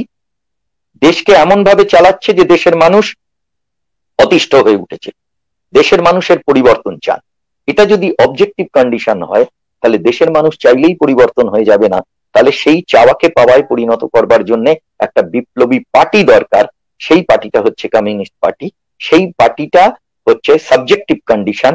পার্টি চায় লড়াইটা, পার্টির নেতৃত্বে লড়াইটা হবে, জনগণকে নিয়ে লড়াই হবে, আর ওই কি বলে মানুষের চাওয়াটা, সেটা অবজেক্টিভ কন্ডিশন। এই অবজেক্টিভ এবং সাবজেক্টিভ দুটো কন্ডিশন একত্রিত হলে, মানুষের চাওয়ার সঙ্গে সঙ্গে পার্টির প্রস্তুতি দুটো একসঙ্গে হলে লড়াইটা তীব্র থেকে তীব্রতর করা সম্ভব। এইটা কমরেড লেনিনের শিক্ষা। কিন্তু এই ঘটনা যখন ঘটেছে তখন একটা সুসংবদ্ধ কমিউনিস্ট পার্টি বা কোনো একটা বিপ্লবী পার্টি ছিল না। তাহলে আমাদের যেটা খেয়াল রাখতে হবে যে প্যারি কমিউন তো পরাজিত হলো, কিন্তু পরের পৃথিবী শিখলো যে একটা বিপ্লবী পার্টি ছাড়া বিপ্লবী সংগ্রামকে সফল করা যায় না। এইটা চিরকালীন থেকে গেল। এইটা আমাদেরকে বিশেষভাবে আমাদের খেয়ালের মধ্যে রাখতে হবে যে এই অসম্ভব অবদানগুলো প্যারি কমিউন আমাদের জন্য রেখে গেছে। ইতিহাসে প্যারি কমিউনের গুরুত্ব এতটাই ছিল এবং লেনিনের দ্বারা এতটাই ইনফ্লুয়েন্সড হয়েছিলেন, সেইখানে লেনিন যখন লেনিনের নেতৃত্বে নভেম্বর বিপ্লব, সমাজতান্ত্রিক বিপ্লব সংগঠিত হলো এবং সমাজতান্ত্রিক রাষ্ট্র সোভিয়েত ইউনিয়ন যখন প্রতিষ্ঠিত হলো, সেই সোভিয়েত ইউনিয়ন যখন 72 দিন অতিক্রম করে 73 দিনে পা দিলেন, তখন কমরেড লেনিন বললেন, আমরা একটা ঐতিহাসিক যুগসন্ধিক্ষণে প্রবেশ করেছি। এখন আমাদের সোভিয়েত রাষ্ট্র হলো কমিউন প্লাস ওয়ান, মানে পৃথিবীতে সর্বশ্রেষ্ঠ শ্রমিকদের লড়াই তখনো পর্যন্ত কিন্তু কমিউন, প্যারিস কমিউন, এই প্যারির কমিউন। এই যে প্যারি কমিউন, ওই বারবার আমি এখানে প্যারিসটা দেখছি তো মাঝে মধ্যে প্যারিস বলে ফেলছি, আসলে কথাটা কিন্তু প্যারি কমিউন। এবং প্যারির ফ্রেঞ্চ উচ্চারণটা হচ্ছে পাহাড়ি, পারি। তো সেই পারিটা আমরা ফ্রেঞ্চ উচ্চারণে বলছি না, আমরা সাধারণভাবে যে উচ্চারণে অভ্যস্ত সেটা হচ্ছে প্যারি, প্যারি কমিউন। তো সেই প্যারি কমিউন থেকেই কিন্তু এই শিক্ষা, প্যারি কমিউনটা এতটাই সিগনিফিকেন্ট ছিল। 72 দিন ধরে তো পৃথিবীতে কেউ শ্রমজীবী মানুষ ক্ষমতা দখল করেনি। ফলে লেনিন বললেন যে এখন আমরা কমিউন প্লাস ওয়ান। এইটা একটা অত্যন্ত সিগনিফিকেন্ট পয়েন্ট যেটা কমরেড লেনিন আমাদেরকে শিখিয়েছিলেন এবং আমরা সেখান থেকে বুঝতে পারি, লেনিনের মার্কসের এই কথাগুলো থেকেই আমরা বুঝতে পারি যে কতটা গুরুত্বপূর্ণ ছিল এই প্যারি কমিউন আমাদের মুক্তিকামী মানুষের ভবিষ্যৎ ইতিহাসের জন্য। লেনিনের দুটি কথা এখানে আমি বিশেষ করে উল্লেখ করতে চাই। আপনারা অনেকে জানেন যে কমরেড সুভাষ মুখার্জি আমাদের সভাপতি এখানে দুটো লেখা দিয়েছেন। সেখানে একটা আমারও একটা স্কেচি ছোট লেখা আছে, আর তার সঙ্গে কমরেড শান্তনু দে, যিনি মার্ক্সবাদী পথের কো এডিটর, তার একটা খুব সুন্দর লেখা আছে, পারলে আপনারা সেটা একটু দেখে নেবেন। তো সেখানে আমি বলছি যে লেনিনের দুটি উদ্ধৃতির কথা আমি আপনাদের বলতে চাইছি। একটা হচ্ছে যে কমিউন কি শেখালো। লেনিন বলছেন, কমিউন ইউরোপীয় প্রলেতারিয়েতকে শিখিয়েছে সমাজতান্ত্রিক বিপ্লবের কর্তব্যগুলি কি করে যথাযথভাবে সমাধা করতে হয়। এইটা কমিউন শিখিয়ে গেল। আর একটা গুরুত্বপূর্ণ শিক্ষার কথা বলছেন যে প্যারিসে কামানের যে বজ্র নির্ঘোষ, তা প্রলেতারিয়েতের সবচেয়ে পিছিয়ে পড়া অংশ যারা, তাদেরও গভীর ঘুম থেকে জাগিয়ে তুলেছিল। আর মার্কস একটা অমর শিক্ষা আমাদের সকলের জন্য রেখেছেন। প্যারি কমিউন যখন ব্যর্থ হলো, ভগ্ন হৃদয় মার্কস এঙ্গেলস তারা পৃথিবীর বিভিন্ন দেশে টাকা পয়সা সংগ্রহ করছেন, বিভিন্ন পত্র পত্রিকায় লিখে পয়সা জোগাড় করছেন, কারণ কমিউনারদের মধ্যে যারা বেঁচে বিভিন্ন দেশে গিয়ে আশ্রয় নিয়েছে তাদের বাঁচাতে হবে, এই ডিটারমিনেশন নিয়ে তারা এই কাজ করেছেন। এবং সেইখানে যেটা খুব ইম্পর্টেন্ট, যে 1871 সালে প্যারি কমিউনের ব্যর্থতার পরে 1872 সালে ওই যে কমিউনিস্ট ইস্তেহার 1848 সালে লেখা হয়েছিল, সেই 1872 সালে তার যখন জার্মান এডিশন বেরোচ্ছে, তার মুখবন্ধে মার্কস এঙ্গেলস বললেন যে কমিউন আমাদের শেখালো শ্রমিক শ্রেণী কেবলমাত্র রাষ্ট্র ক্ষমতা দখল করলেই তার কাজ শেষ হয়ে যায় না, সেই রাষ্ট্রকে তার নিজের স্বার্থে কি করে ব্যবহার করতে হয় তার দক্ষতাও শ্রমিক শ্রেণীকে অর্জন করতে হবে, তা না হলে সেই ক্ষমতা সে রক্ষা করতে পারবে না। যার একটা মিনিয়েচার ফর্ম আমি আপনাদের মনে করিয়ে দিচ্ছি। আমরা সকলেই জানি যে আমাদের নেতারা আমাদের বারবার শেখান, আমরা স্লোগান তুলি, আমাদের রাজ্যের বামফ্রন্ট সরকারের প্রশ্নেও আমরা বারবার সেই কথা উচ্চারণ করেছি, লড়াই করে পেয়েছি যা, লড়াই করে রাখবো তা। বামফ্রন্টকে আমরা লড়াই করে পেয়েছি, কিন্তু বামফ্রন্টকে রক্ষা করাটাও একটা লড়াই, সেটাও একটা শ্রেণী সংগ্রাম, রাজনৈতিক শ্রেণী সংগ্রাম। এই শিক্ষাটা আমরা পেয়েছিলাম, আমাদের নেতারা আমাদের দিয়েছিলেন, এবং সেটা কিন্তু ইট ওয়াজ ডিরাইভড ফ্রম প্যারি কমিউন। প্যারি কমিউনের শিক্ষা থেকেই আমরা এই শিক্ষায় পৌঁছাতে পেরেছি। ফলে এইটা আমাদের কাছে একটা ঐতিহাসিক শিক্ষা। প্যারি কমিউনের এই শিক্ষাগুলোকে মাথায় রেখেই আমাদের কিন্তু এই যে প্যারি কমিউন সম্পর্কে আমাদের যে ভাবনা চিন্তা, সেটাকে যেমন আমাদের সংহত করতে হবে, তেমনি আজকে আমরা যারা পশ্চিম বাংলায় আছি, আজকে শ্রমিক শ্রেণীর ক্ষেত্রেও কিন্তু কতগুলো, শুধু প্যারিস কমিউন তো একটা ইতিহাস চর্চার জন্য নয়, একটা পাণ্ডিত্যপূর্ণ আলাপ আলোচনার জন্য নয়। আমরা রাজনৈতিক কর্মীরা, বিশেষ করে প্রগতিশীল চিন্তার কর্মীরা, আমরা সবসময় ইতিহাস থেকে শিক্ষা নিই, সেই ইতিহাসের টাচ লাইটে আমরা আজকের রাস্তাটা চিনব বলে। কোন পথটায় আমাদের কোন গন্তব্য হবে, কোন পথটা আমাদের পরিহার করতে হবে, সেইটা চেনবার জন্যও কিন্তু আমাদের এই সমস্ত ঐতিহাসিক ঘটনা এবং বিশেষ করে প্যারি কমিউনের মতো ঘটনা আমাদেরকে শিক্ষা দেয়। প্যারি কমিউনের যে শিক্ষার কথা আমি এখানে আজকের প্রশ্নে বলবো, যে পরাজয়ে শেষ কথা বলে না। আজকে আপনি পরাজিত, আমি পরাজিত, যারা শুনছেন প্রত্যেকে পরাজিত, আমাদের বুকের মধ্যে একটা চূড়ান্ত যন্ত্রণা আছে, কিন্তু এই পরাজয়ের মধ্যে থেকেই আমাদের আগামী দিনের ভবিষ্যৎ জয়ের যে মহিরুহ, তার বীজ আমাদের বপন করতে হবে। পরাজয়ে যদি আমরা শেষ কথা বলে ফুল স্টপ টেনে দিই, তাহলে আমরা ইতিহাসের সঙ্গে বিশ্বাসঘাতকতা করব, আমরা শ্রমিক শ্রেণীর কাছে সঙ্গে বিশ্বাসঘাতকতা করব। এবারের নির্বাচনের ফলাফল আপনারা দেখুন, কারুর কাছে প্রত্যাশিত ছিল না। রাজ্যে যে শাসকরা আজকে ক্ষমতায় এসছে, তৃণমূল কংগ্রেস, মমতা ব্যানার্জির একের পর এক কথা চূড়ান্ত ফ্রাস্ট্রেটিং। নন্দীগ্রামে তার কবেকার একটা ছেড়ে যাওয়া কর্মী, তিনি বিজেপিতে চলে গেছেন, তাকে কাকুতি মিনতি করে ফোন করছে এবং সেটা টেলিভিশনের মাধ্যমে ভাইরাল হয়েছে। যিনি এত বেশি আসন নিয়ে জিতবেন, এত কনফিডেন্ট যদি থাকতেন, ওইভাবে কাকুতি মিনতি করতেন না। গোটা নির্বাচনটায় তার 10 বছরের সরকার চালানোর পরে তার নিজের সাফল্যের বিভিন্ন দেখিয়ে, প্রোগ্রাম দেখিয়ে ভোট চাননি, ভোট চেয়েছেন পায়ের প্লাস্টার দেখিয়ে, অনুকম্পার ভোট। বিজেপি ভেবেছে তারা ক্ষমতায় চলে আসবে, ফলে তৃণমূল ভেবেছে ক্ষমতায় আসাটা তাদের কাছে খুব কঠিন। হয়তো নির্বাচনের পরে বিমান বোসের কাছে গিয়ে বলতে হবে যে আপনাদের কিছু সিট যা আছে বিজেপিকে ঠেকানোর জন্য আমাদের সমর্থন করুন। হাইপোথেটিক্যালি বলছি, এটা হয়নি, এটা হতো কিনা সেটাও জানি না, সেটা আলাদা কথা, সিটের বিন্যাস অন্যরকম হলে। কিন্তু আমি বলছি সেইখানে দাঁড়িয়ে বিজেপি ভাবছে আমরা ক্ষমতায় চলে এলাম বলে, তাদের যে দম্ভ ইত্যাদি। তৃণমূলের কর্মীদের দেখুন, তারা পাঁচিলে বসে আছে, যে মুহূর্তে সুযোগ পাবে হয় তৃণমূলের দিকে যাবে, তৃণমূল ভালো করলে তৃণমূলের দিকে যাবে, না হলে বিজেপির দিকে যাবে। অনেকে বিজেপির দিকে চলেও গেল। আর তৃণমূল বিজেপির যাওয়া আসা মানে কি, একেবারে মানে পিসির বাড়ি থেকে মামার বাড়িতে যাওয়া আসার মতো। সে যেভাবে দিদি দিদি বলে, ও যেভাবে মোদি মোদি বলে হুঙ্কার ছাড়ে, তাতে কি দাঁড়াচ্ছে? যে আমরা জানি ছোটবেলা থেকে পিসির বাড়ি থেকে মামার বাড়ি যাওয়া আসা মানে এটা একটা অত্যন্ত স্বাভাবিক ঘটনা। নির্বাচনের আগে পিসির বাড়ি থেকে বেশি করে মামার বাড়িতে গেছে, এবারে নির্বাচনে ফলাফলের পরিপ্রেক্ষিতে মামার বাড়ি থেকে একটু বেশি করে পিসির বাড়ির দিকে আবার চলে আসবে। এই সিম্পল ঘটনা, কারণ কোনো নীতি নেই, আদর্শ নেই, নীতি নৈতিকতার বালাই নেই। ফলে সেই ঘটনা এখানে ঘটেছে, এগুলো আমাদের কিন্তু উপলব্ধি করতে হবে।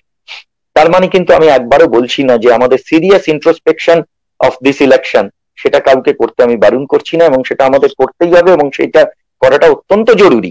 কিন্তু সেটা করার তো এইটা মঞ্চ নয়, সেটা আপনাদের নিজের নিজের জায়গায় যেভাবে করার সেটা করতে হবে, এবং রাজনৈতিক দলগুলো তারাও সেখানে করবেন, সে পাটটা রইল।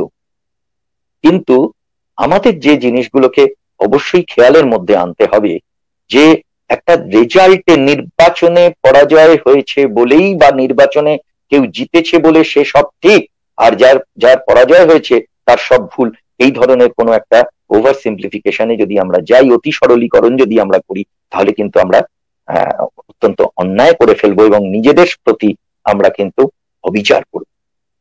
কেন বলছি? ছোটবেলায় আমরা অনেক সময় করতাম যে কঠিন অঙ্কটা পাচ্ছি না, পেছনে বইয়ের পেছনে গিয়ে আমরা উত্তরটা দেখে উত্তরটা অনুযায়ী অঙ্কটাকে করবার চেষ্টা করতাম। আর বেশিরভাগ সময় আমাদের মাস্টারমশাই কিংবা দিদিমণি বলতেন তোর অঙ্কের উত্তর মিলে গেছে কিন্তু অঙ্কটা ভুল হয়েছে, কারণ স্টেপ গুলো তো আমরা গোজামিল দিতে দিতে গেছি।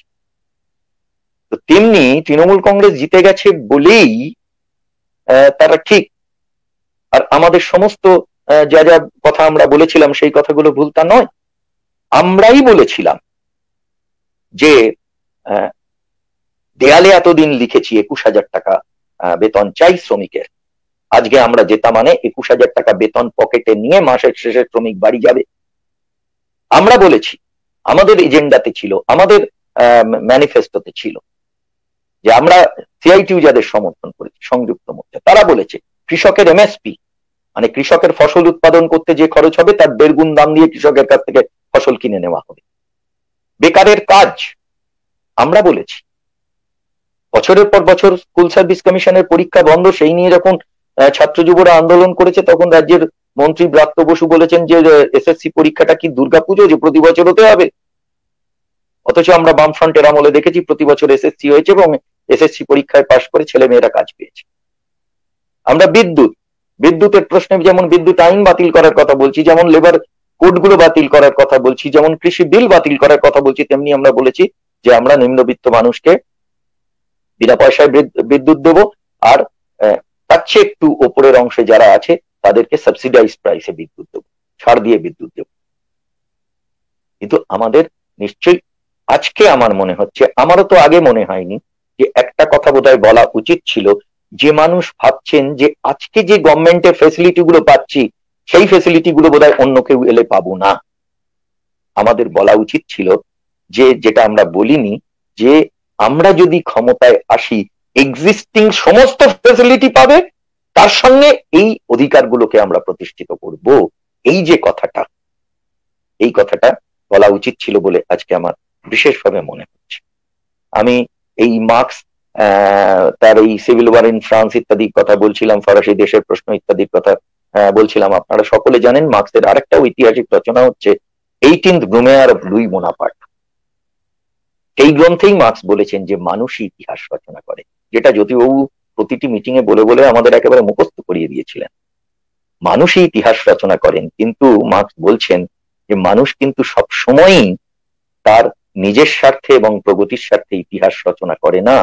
কখনো কখনো সে ভিকটিম অব দ্য সার্কামস্ট্যান্সেস, অর্থাৎ পরিস্থিতির শিকার হয়ে এমন ইতিহাস রচনা করে যা প্রতিক্রিয়ার ইতিহাস বলে পর্যবসিত হয়, যেখানে মানুষ তার নিজের স্বার্থের বিরুদ্ধে গিয়েও ইতিহাস তৈরি করে। আমাদের এই শিক্ষাটাও কিন্তু খেয়ালের মধ্যে রাখতে হবে। মানুষ ভোট দিয়েছেন, একথা ঠিক। আবার একথা ঠিক বলার সঙ্গে সঙ্গে এটাও আমাদের মাথায় রাখতে হবে যে কোটি কোটি টাকা দিয়ে, কোটি মানে শুরুতেই শুনেছিলাম 500 কোটি, পরে শুনলাম 1000 কোটি, ওই যে পিকে ইত্যাদি রাখা হলো, সেইখানে অন্য কোনো ভোট ম্যানেজমেন্ট হয়েছে কিনা নিশ্চয়ই সেটাও আমাদের, সেটা আমরা সিআইটিও এক্ষুনি করতে পারবো তা বলছি না, কিন্তু একেবারে টেকনোলজি থেকে শুরু করে সর্বোচ্চ স্তরের পেশাদার লোকজনকে নিয়ে আমাদের এই ভাবনা চিন্তাগুলো করতে হবে। কারণ কারুরই হিসেব মিলছে না যখন, তখন আমরা এটা বলতে পারি না তারই হিসাব মেলাতে মনোমর নয় রাজি। এই হিসেব আমাদের মেলাতেই হবে, মিলিয়ে দেখতে হবে। কারণ আমরা মানুষের জন্য যে লড়াই করছি, সেই লড়াইয়ের যে দায়বদ্ধতা নিয়ে করছি, অন্য কোন রাজনৈতিক দল, অন্য কোন সংগঠন এই দায়বদ্ধতা নিয়ে এই লড়াই করে না। রোল অফ মিডিয়া, মিডিয়া প্রতিদিন ধরে একটা বায়নারি তৈরি করে দিল প্রায় 2 বছর ধরে, যে হয় তৃণমূল নয় বিজেপি। কারণ ওই যে কথাটা আমি আগে বলেছি আপনাদের, আপনারাও জানেন, জয়প্রকাশ বাবুর কথার মধ্যে বেরিয়ে এসছে যে আমরা দুটো দল থাকছি, অন্য কোন তৃতীয় শক্তি রইল না, বামপন্থীরা থাকলো না, কমিউনিস্টরা থাকলো না, এটা তাদের অত্যন্ত আনন্দের ব্যাপার। আর কর্পোরেটদের পয়সায় চলা মিডিয়া, তাদেরও আনন্দের ব্যাপার। কেন মিডিয়া শ্রমিকের ধর্মঘটকে সমর্থন করে না? কেন মিডিয়া কৃষকের আন্দোলনকে সমর্থন করে না? কারণ কৃষকের কাছ থেকে নরেন্দ্র মোদী সরকার জমি কেড়ে নিয়ে কর্পোরেটদের হাতে দিতে চায়, আর সেই কর্পোরেটের পয়সায় চলা মিডিয়া, ফলে যার পয়সায় ওই মিডিয়া চলছে, সেখানে যদি সে কৃষককে সমর্থন করে, মানে সে যার পয়সায় চলছে তার বিরোধিতা করবে। ফলে মিডিয়ার কাছ থেকে কখনো এটা আপনি আশা করতে পারেন না, কর্পোরেট মিডিয়া কখনো এই কাজ করতে পারে। শ্রমিক লড়াই করছে সরকারের বিরুদ্ধে, দেশের সরকারের বিরুদ্ধে। যে দেশের সরকার শ্রমিকের স্বার্থকে সুরক্ষিত করে না, কর্পোরেটদের স্বার্থকে সুরক্ষিত করছে, সেইখানে দাঁড়িয়ে কোনো মিডিয়া যদি শ্রমিকের এই ধর্মঘটকে সমর্থন করে, তার প্রতি যদি সহানুভূতি দেখায়, তার মানে হচ্ছে সে সরাসরি কর্পোরেটের বিরোধিতা করছে, যার পয়সায় সে চলছে তার বিরোধিতা করছে। আর সেই কর্পোরেটের প্রধান পৃষ্ঠপোষক হচ্ছে আমাদের দেশের সরকার, তার বিরোধিতা করা হয়ে যাবে। সেই কারণে এই মিডিয়া, কর্পোরেট মিডিয়া কখনো এই কাজ আমাদের করবে না। খেয়ালে রাখতে হবে, মিডিয়ার রোলটাকে এক্সপোজ করতে হবে। ধরুন সংযুক্ত মোর্চার আব্বাস সিদ্দিকী যখন ইন্টারভিউ নিচ্ছে, তখন চোখা চোখা প্রশ্ন, আপনি ওই সময় এই ভুল বলেছেন, সত্যি ভুলগুলো বলেছিল সেইগুলোকে দেখাচ্ছে। আব্বাস সিদ্দিকী বললেন, হ্যাঁ এগুলো আমি জানতাম না, এই কথাগুলো বলা যায় না, আমি শুধরে নেব। কিন্তু যখন মমতা ব্যানার্জির ইন্টারভিউ নিচ্ছে, একবার তো সারদা নারদার কথা আসছে না, একবারও তো পশ্চিমবাংলার লক্ষ লক্ষ মানুষ তাদের কি অসহায় আর্তনাদ তার কোনো ভিডিও দেখিয়ে বলছে না যে এই অবস্থা আপনার নেতৃত্বে তৈরি হয়েছে। একবারও অমিত শাহকে বলছে না, অমিত শাহের ইন্টারভিউ নেওয়ার সময় একবারও তো গুজরাট জেনোসাইডের একটাও ভিডিও ক্লিপিং দেখাতে দেখলাম না। গুজরাট জেনোসাইড ছেড়ে দিন 2002 সালের ঘটনা, নিশ্চিতভাবেই যারা ইন্টারভিউ নিয়েছেন তাদের আর্কাইভে সেই ভিডিও আছে, ফুটেজ আছে। আমি বলছি এই সাম্প্রতিক অতীতের ঘটনা। আপনি দেশের স্বরাষ্ট্রমন্ত্রী, কেন জওহরলাল নেহেরু বিশ্ববিদ্যালয়, সেইখানে মেধাবী ছেলে মেয়েগুলোর উপরে পুলিশ গিয়ে নির্বিচারে লাঠি চালিয়ে ঐশী ঘোষদের মাথা ফাটালো? একবারও তো সেই প্রশ্ন করিনি।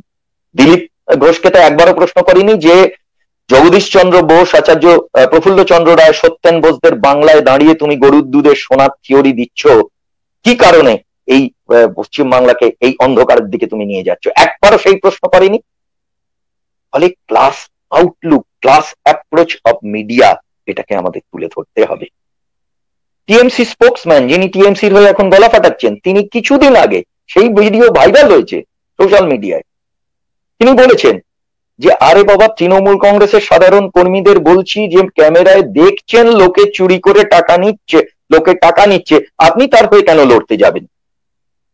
এবং এই বিচার যদি সঠিকভাবে করতে হয়, তাহলে মুখ্যমন্ত্রীকে, মমতা ব্যানার্জিকে অ্যারেস্ট করেই এই বিচার করতে হবে। কয়েক বছর আগে বলেছেন, আজকে তিনি মত বদলে অন্যরকম ঠিক উল্টো কথা বলছেন। কিসের বিনিময়? প্রশ্নটা রাখবো না?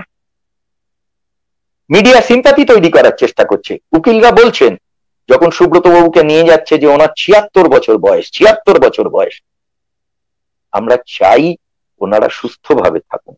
আমরা রাজনৈতিকভাবে লড়াই করছি, আমরা কাউকে অসুস্থ হোক টোক চাই না। কিন্তু এইভাবে যে সিম্প্যাথি ক্রিয়েট করা হচ্ছে, আমি একটা ছোট্ট প্রশ্ন রাখতে চাইছি যে আজ থেকে 6 বছর আগে তিনি টাকা নিয়েছেন। 70 বছর বয়সে একজন প্রকাশ্যে ঘুষ নিতে পারেন, আর 76 বছর বয়সে তাকে ইন্টারোগেট করা যাবে না? সমস্ত সিম্প্যাথি ওইখানে চলে যাচ্ছে। ফলে এইটা আমাদের বিশেষভাবে খেয়ালের মধ্যে রাখতে হবে। এই কথা মানুষকে বলতে হবে যে যারা জিতলো, জেতার পরে তারা জেলখানায় গেল, যারা হারলো তারা কাঁধে অক্সিজেনের সিলিন্ডার নিয়ে মানুষের বাড়ি বাড়ি গেল। Realise the difference. আমাদের সঙ্গে ওদের ডিফারেন্স, এইটাকে আমাদের নিশ্চিতভাবেই বলতে হবে। ফিলোসফিক্যালি এই কথা আমাদের খেয়ালের মধ্যে রাখতে হবে যে যখন এই নারদা কেলেঙ্কারির জন্য এই লোকদের নিয়ে যাওয়া হচ্ছে, রাজ্যের নেতা মন্ত্রীদের নিয়ে যাওয়া হচ্ছে, একবারও এই কথা তারা কেউ বলেনি, তাদের পার্টি বলেনি, তাদের উকিল বলেনি যে তারা টাকা নেয়নি। বললো ওরাও তো টাকা নিয়েছে, তাহলে ওদের কেন গ্রেফতার করলে না? মানুষের কাছে নিয়ে যেতে হবে। আমি বলছি যে টিএমসি দুর্নীতি না করে সে বেঁচে থাকতে পারে না। This is the compulsion. পাড়ায় পাড়ায় তৃণমূলের লোকদের দেখুন পকেটে টাকা, কোত্থেকে পকেটে টাকা আসে? কন্ট্রাক্টরের কাছ থেকে তোলা নিতে হবে, সরকারি প্রজেক্ট থেকে টাকা নিতে হবে। দেখছেন না এই যে সময় ঝড়ঝাপটা হয়ে গেল, তারপরে রাজ্যের মুখ্যমন্ত্রী তাকে বলতে হচ্ছে যে ওইখানে বাঁধটা 2 বছর আগে হয়েছিল, কেন সেই বাঁধটা ঠিক করে হয়নি, কত টাকা দেওয়া হয়েছিল, অ্যালটমেন্ট বন্ধ, এসবগুলোর মধ্যে কিছু আইওয়াস আছে, আর সদ্য এত ভোট নিয়ে জিতেছেন, এসবগুলো বলবেন ঠিকই, কিন্তু এই সব কথার মধ্যে রয়েছে যে টাকা নেওয়াটা হচ্ছে সিস্টেম অফ তৃণমূল কংগ্রেস। এই করাপশন বাদ দিয়ে, কারণ টাকার বিনিময়েই তারা তাদের বাহিনীকে ধরে রাখে, সুতরাং এই টাকা পাবলিক মানি তাদেরকে স্ন্যাচ করতে হয়, দুর্নীতি তাদের করতে হয়, এটা ইনএভিটেবল, অনিবার্য। দুর্নীতিহীন তৃণমূল কখনো এক্সিস্ট করতে পারে না, এটা আমাদের দর্শনগতভাবে বুঝতে হবে। আমরা মার্ক্সবাদী ভাবনা চিন্তার দ্বারা নিজেদের শিক্ষিত করার জন্য প্যারিস কমিউনের শিক্ষা গ্রহণ করব, অথচ এটা যদি আমরা উপলব্ধি না করি তাহলে বড় ভুল হয়ে যাবে। বিজেপি তার অর্থনীতি কদর্য শাসকের পক্ষে, কর্পোরেটদের পক্ষে, বড় লোকদের পক্ষে, সেটা আমাদের যেমন উপলব্ধি করতে হবে, তেমনি কমিউনালিজম ছাড়া বিজেপির অস্তিত্ব হতে পারে না। মানুষে মানুষে বিভেদটাই হচ্ছে তাদের এগিয়ে যাওয়ার চালিকা শক্তি, মোটিভ ফোর্স। ফলে ফিলোসফিক্যালি আমাদের খেয়ালের মধ্যে রাখতে হবে, আমাদের উপলব্ধি করতে হবে যে তৃণমূল কংগ্রেস দুর্নীতি ছাড়া চলতে পারে না, বিজেপি সাম্প্রদায়িকতা ছাড়া চলতে পারে না, অবশ্যই দুর্নীতিও বিজেপি করে। এই পিএম কেয়ার্স ফান্ড থেকে শুরু করে রাফেল ইত্যাদি সমস্ত কিছুর মধ্যে দুর্নীতি আছে। আপনার আমার সম্পদ, মানে এই সময় জীবন চালাতে পারছি না, লকডাউনে সাধারণ মানুষ পাচ্ছেন না, বিজেপি নেতাদের সম্পত্তি বাড়ছে, হাউ, কি করে সম্ভব? আম্বানিদের বাড়ছে, আমি ছেড়ে দিলাম, বিজেপি নেতাদের বাড়ছে, বড় বড় বাড়ি বানানোর ব্যবস্থা করা হচ্ছে, আর দেশ সাফার করছে। ফলে সেইখানে দাঁড়িয়ে প্যারি কমিউনের শিক্ষা থেকে আমাদের খেয়াল রাখতে হবে যে এই দুই শাসক আমাদের বিরুদ্ধে তারা এক কাট্টা। যেমন ফ্রান্স এবং জার্মানের শাসক এক কাট্টা হয়ে শ্রমিক শ্রেণীকে মেরেছিল, তেমনি লাল ঝান্ডাকে ওরা মারতে বদ্ধপরিকর। সেইখানে দাঁড়িয়ে সাধারণ মানুষ, শ্রমজীবী মানুষ, তাদের কাছে যাওয়ার কোনো বিকল্প নেই।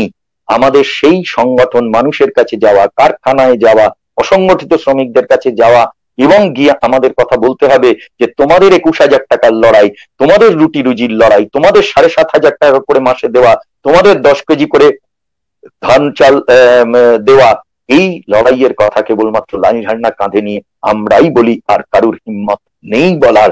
এই কথা আমাদের বলতে হবে, এই অর্গানাইজেশনাল এফার্ট, এই পরিশ্রম আমাদের করতে হবে।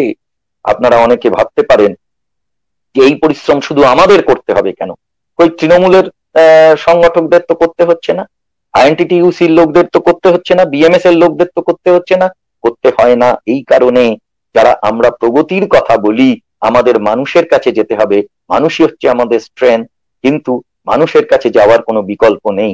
কিন্তু যে কারণে আমরা যে মানুষের, যে শ্রমজীবী মানুষ, আপনি সার্ভে করুন, দেখুন বহু শ্রমজীবী মানুষ জানে না যে আমরা ক্ষমতায় এলে তাকে 21,000 টাকা মাইনে তার নিশ্চিত করতাম। কারণ আমাদের কথা বলবার জন্য আমরা কর্মী বাহিনী আছি, ওদের কথা বলবার জন্য কর্পোরেটদের পয়সায় চলা, কোটি কোটি টাকার বিনিময়ে চলা নানান ধরনের মিডিয়া আছে, সংবাদ মাধ্যম আছে, টেলিভিশন আছে, খবরের কাগজ আছে, আরো নানান ধরনের মিডিয়া আছে, সোশ্যাল মিডিয়া আছে। ফলে সেইখানে দাঁড়িয়ে মানুষের কাছে যাওয়া, শ্রমজীবী মানুষের কাছে যাওয়ার কোনো বিকল্প নেই। শ্রমজীবী মানুষের হাতটা ধরতে হবে, শ্রমজীবী মানুষের দুঃখের সময় তার বুকে হাত রেখে বলতে হবে তোমার পাশে আমি আছি।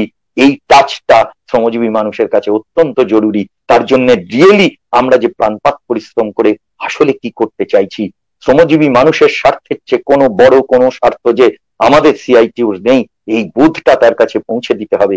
এই কমিউনিকেশন না হলে আমরাও কিন্তু ইতিহাসের কাছে সেদিন আমাদের জবাব দিতে হবে যে তোমরা তখন দায়িত্বে ছিলে, কেন তোমরা ইতিহাস যে ডাক পাঠিয়েছে বারবার, প্যারি কমিউনের শিক্ষা, নভেম্বর বিপ্লবের শিক্ষা, সেই শিক্ষা নিয়ে আলোচনা সভা তোমরা করেছো, কিন্তু সেই শিক্ষা থেকে প্রকৃত শিক্ষা গ্রহণ করে শ্রমজীবী মানুষের কাছে পৌঁছাওনি। সেদিন কিন্তু আমাদের ইতিহাসের কাঠগড়ায় জবাব দিতে হবে। আমরা চাই না সেই জবাব দিতে, বরং ইতিহাসের শিক্ষাকে আমরা গ্রহণ করে, সেই ইতিহাস নির্ধারিত শিক্ষাকে গ্রহণ করে আমরা শ্রমজীবী মানুষের কাছে গিয়ে আগামী কালটাকে পরিবর্তন করবার জন্য যে চেষ্টা, পরাজয়ের মধ্যে ভবিষ্যতের বিজয়ের যে মহিরুহ স্থাপিত হয়েছে বারবার এই ইতিহাসের বুকে, সেই মহিরুহ স্থাপনের জন্য অঙ্গীকার করে এবং তার জন্য নিজেদেরকে নিয়োজিত করবার শপথ গ্রহণ করেই আমরা প্যারি কমিউনের শিক্ষাকে আমাদের হৃদয় দিয়ে গ্রহণ করতে পারি। আপনারা যারা শুনলেন তাদের প্রত্যেককে আন্তরিক অভিবাদন, ধন্যবাদ, লাল সালাম জানিয়ে আমার কথা শেষ করলাম। নমস্কার। সিআইটিউ জিন্দাবাদ।